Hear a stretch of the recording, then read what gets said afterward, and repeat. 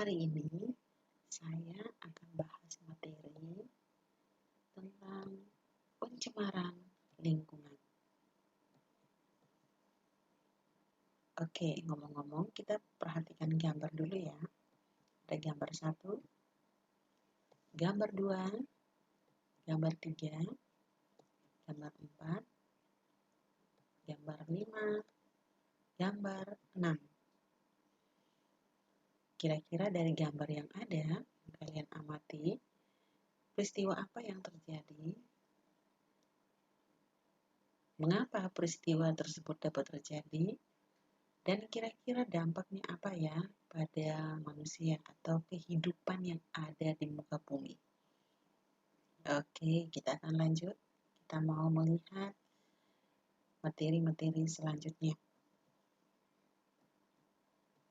Pengertian pencemaran. Pencemaran adalah masuknya suatu komponen ke dalam lingkungan dengan kadar yang melebihi batas normal. Jenis-jenis pencemaran. Ada pencemaran air, ada pencemaran udara, pencemaran tanah, dan pencemaran suara. Apa sih pencemaran air? Pencemaran air adalah masuknya atau dimasukkannya makhluk hidup, zat, energi, dan komponen lain ke dalam air sehingga kualitas air menurun. Nah, ini dia gambar-gambarnya. Kita lanjut. Penyebab pencemaran air. Ada limbah industri, ada limbah rumah tangga, ada limbah pertanian. Limbah industri ini meliputi bahan kimia seperti logam berat, ada kadmium, merkuri, timbal, seng, arsenat, krom, timah, karbon tetraklorida. Limbah rumah tangga itu ada bahan organik, sisa sayur, nasi, minyak, lemak, air buangan manusia, atau sisa-sisa daging, ikan yang ada ya. Kemudian sampah anorganik itu berupa botol, plastik, aluminium. Ada juga pencemaran biologis loh, itu berupa bibit penyakit yaitu dari bakteri dan jamur.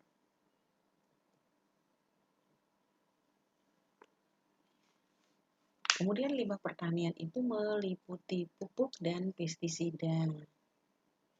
Penggunaan pupuk dan pestisida secara berlebihan dapat mengakibatkan kematian.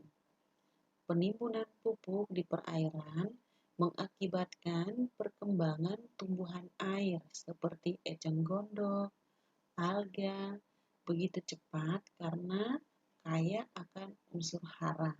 Nah, ini dinamakan dengan eutrofikasi. Ya, sedangkan penggunaan pestisida berlebihan mencemari perairan. Dampaknya dikenal dengan biological magnification, artinya pelipat gandaan bahan pencemar pada organisme.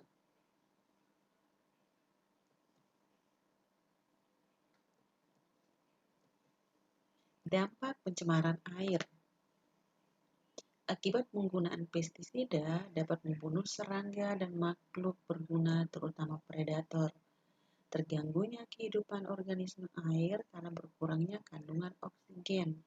Dalam jangka panjang mengakibatkan kanker dan kelahiran cacat, bahkan kematian biota kuno seperti plankton, ikan, bahkan burung.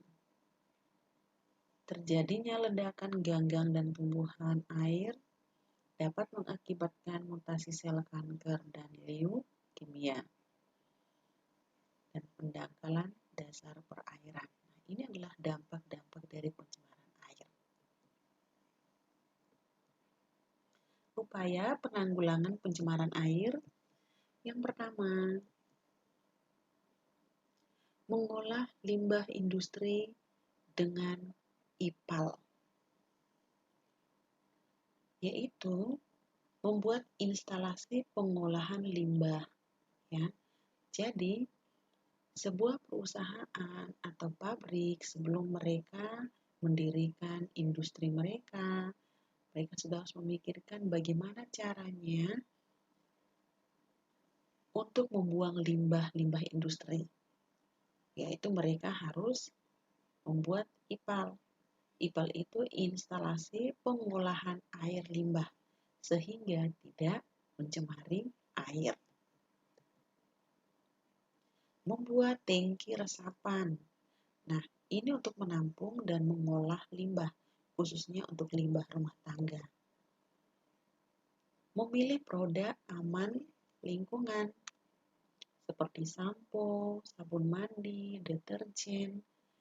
Memilih sabun-sabun ini yang kandungan aktifnya ini mudah diuraikan.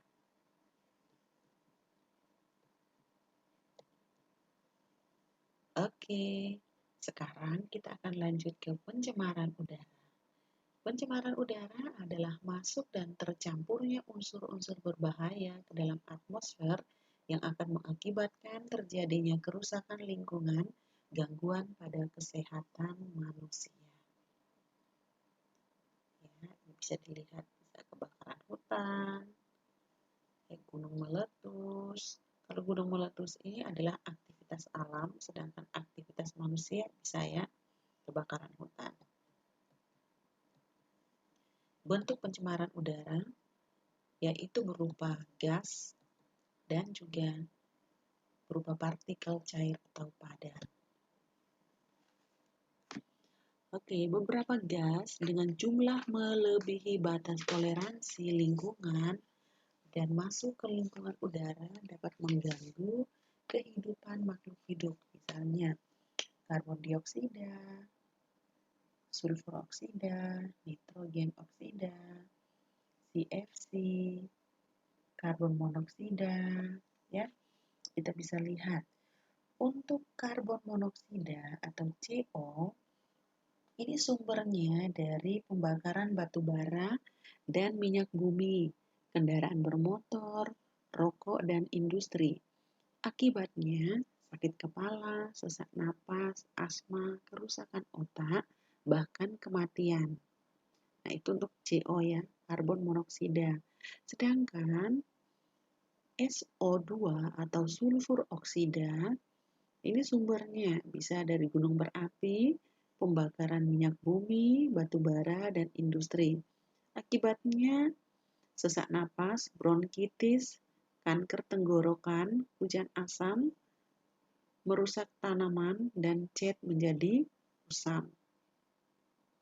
NO2 atau nitrogen oksida itu sumbernya dari proses pembakaran, terutama pembakaran yang disebabkan oleh kendaraan dan pembakaran sampah, arang, minyak, gas alam, serta bensin. Akibatnya itu pada gangguan pernapasan, sakit kepala, penyakit tenggorokan, dan hujan asam. CFC atau klorofluorokarbon itu sumbernya dari pendingin, foam, dari spray. Akibatnya itu terjadinya penipisan lapisan ozon sehingga sinar UV dapat mencapai bumi. Sedangkan yang berikut ada karbon dioksida, itu proses pembakaran terutama pembakaran yang disebabkan oleh kendaraan dan pembakaran sampah, arang, minyak, gas alam, serta bensin. Karbon dioksida yang berlebihan di atmosfer akan mengakibatkan efek rumah kaca. Nah, pencemaran udara berbentuk partikel atau cair. Kalau cair itu titik-titik air atau kabut, partikel padat itu berupa debu atau abu vulkanik. Ya. Oke, ini akibatnya juga bisa kerusakan otak, penurunan daya tahan tubuh. Itu bentuk pencemaran udara. Dampak pencemaran udara mempengaruhi sistem reproduksi atau kesuburan, bisa menyebabkan hujan asam, kerusakan lapisan ozon, efek rumah kaca. dan pencemaran udara dapat berakibat pada terganggunya kesehatan dan pertumbuhan. Upaya penanggulangan pencemaran udara itu adalah reboisasi. Nah, kenapa dilakukan reboisasi? Reboisasi ini penghijauan sebagai penetral udara. Jadi dihimbau kepada masyarakat untuk melakukan penghijauan kembali. Kemudian yang kedua, PLB atau Program Langit Biru. Itu dicanangkan pada bulan Agustus tahun 1996 dan upaya-upaya yang perlu dilakukan yang pertama, membangun stasiun pemantauan kualitas udara. Kedua, memperkecil kandungan timbal dalam bensin, menekan laju pertambahan kendaraan bermotor. Ketiga, menggalakkan penanaman pohon angsana. Kenapa dipilih pohon angsana? Karena angsana ini dapat menyerap pencemaran udara. Dan yang keempat, memotivasi masyarakat untuk memiliki kesadaran agar mereka mulai melakukan penghijauan. Nah, itu adalah upaya penanggulangan pencemaran udara. Pencemaran tanah. Pencemaran tanah adalah masuknya polutan atau bahan pencemar berupa bahan cair atau padat ke suatu area tanah. Ini dia contoh pencemaran tanah.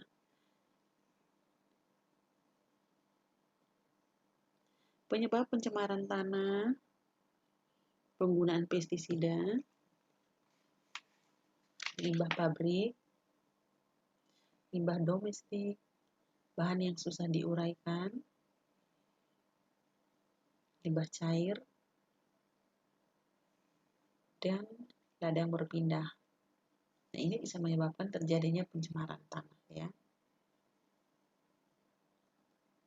Dampak pencemaran tanah itu dampak ekosistem tanah. Bisa mempengaruhi organisme-organisme di dalam tanah. Penurunan hasil tanaman, terganggunya kesehatan bisa menyebabkan kerusakan otak, gangguan pada hati. Upaya penanggulangan pencemaran tanah itu menerapkan 4R. Tentu kita masih ingat apa sih yang dinamakan dengan 4R tersebut. Ada reduce, mengurangi pemakaian, reuse, memakai ulang, recycle, mendaur ulang, replace atau mengganti. Kemudian bioremediasi itu upaya penanggulangan pencemaran tanah menggunakan mikroorganisme berupa jamur dan bakteri. Sedangkan remediasi itu membersihkan permukaan tanah yang tercemar. Yang berikut mengurangi jumlah limbah industri. Sekarang kita masuk ke pencemaran suara. Pencemaran suara adalah masuknya suara yang terlalu banyak sehingga mengganggu kenyamanan lingkungan manusia. Tanpa kita sadari, pencemaran suara, kebisingan, itu ada di sekitar kita loh. Banyak ya. Penggunaan headset juga sangat berpengaruh ya untuk pendengaran kita. Dampak pencemaran suara, ada gangguan fisiologis. Nah, gangguan fisiologis ini bisa menyebabkan peningkatan tekanan darah, bahkan juga ada penyakit jantung. Ya, yang berikut gangguan keseimbangan, ini ketidakseimbangan mental, cepat marah, mudah emosi. Kemudian gangguan yang berikut adalah gangguan psikologis. Nah, ini terganggunya konsentrasi, kemudian mudah marah, sulit tidur, gangguan komunikasi. Nah, ini menyebabkan seseorang berbicara dengan suara yang keras atau bahkan berteriak dan bisa menyebabkan iritasi tenggorokan. Seorang yang berada dalam lingkungan kebisingan lama-kelamaan bisa menyebabkan tuli ya, tuli, dan ini membuat seorang kurang pendengarannya.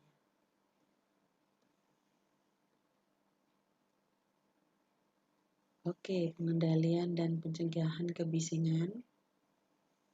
Mengurangi kebisingan dengan peralatan rumah tangga yang tidak berisik. Penggunaan alat peredam suara. Nah, ini adalah penjelasan singkat mengenai pencemaran lingkungan. Silakan dilihat, didengar, dibaca, dan jangan lupa untuk di-like, tekan loncengnya juga ya. Kemudian yang paling penting adalah subscribe, karena masih ada info-info menarik mengenai pembelajaran yang ada di channel ini. Terima kasih. Tuhan Yesus memberkati. Sampai jumpa.